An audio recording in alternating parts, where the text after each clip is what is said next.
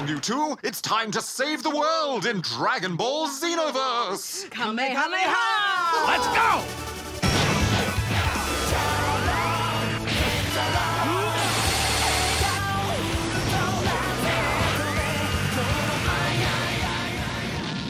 Dragon Ball Xenoverse is a 3D fighting game and happens to be the latest video game based on the popular Dragon Ball Z anime series. And unlike most of the previous games that follow the original plot, Xenoverse has a completely new story. The evil duo Toa and Mira are manipulating timelines in order to steal energy. It's your job to correct history and restore the timeline to normal. Affirmative, Darren. The main plot is called The Time Patrol, where future Trunks uses Shenron to summon you to help him in his mission. This also means that you get to create your very own character. Oh, I love character creation. There are several races you can pick from. Saiyan, Earthling, Margin, Namekian, or Frieza race, which all have their own unique bonuses and weaknesses. Now, as you both know, whenever I get to create my own character in a video game, I like to get a bit creative, a bit experimental. Oh no. What have you done, Bajo? Let me introduce you to Margin Bajo. Are those parachute pants? Isn't he magnificent? Sure. I mean, I like his hat. Well, I went with the Margin race because while they do move slower, they start with more health. I went with the Frieza race myself. They're much more nimble on the battlefield, and they have a tail which really comes in handy for combos. Plus, they have this cool beam attack that paralyzes the enemy for a short period of time. There are also loads of customization options for your character. Yeah, you can purchase items, mix materials, or buy clothes to improve your stats. I even found a pair of stylish sunglasses to wear. But let's talk about the core of this game, the fighting. You have two main buttons for attacking, both a weak and heavy attack. These can be strung together in different ways for different combos.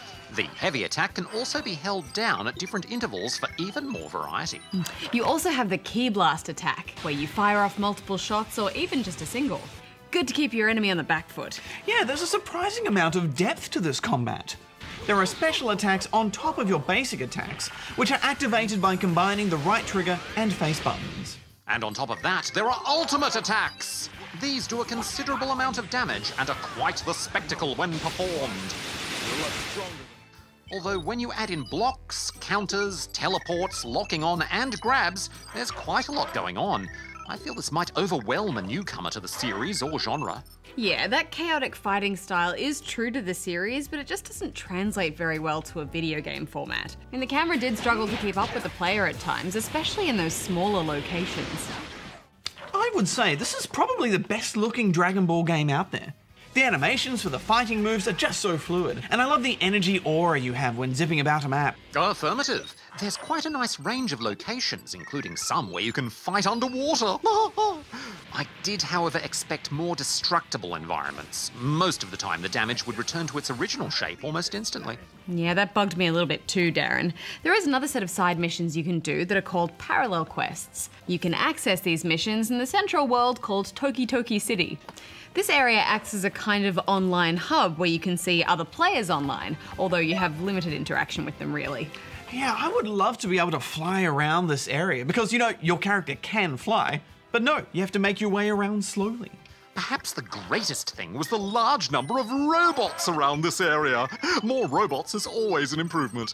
And these parallel quests are great for earning some experience on the side to level up your character and raise your attributes. Well, I thought they were pretty dull, to be honest. I mean, a lot of them that I encountered would just kill 20 of these or 10 of that.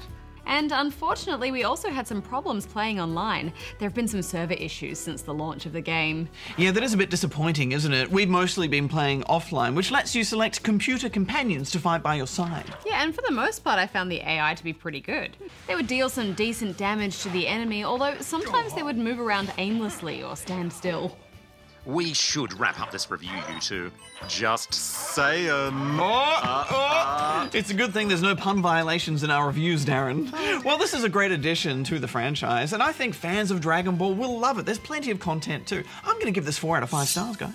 I do think this is a decent fighter at its core, but I found a lot of those missions to be pretty grindy, and the voice acting was a bit average at times as well. I'm giving it 2.5 out of 5 stars. I honestly didn't expect this to be so much fun. All right, there'll be no more out of bounds.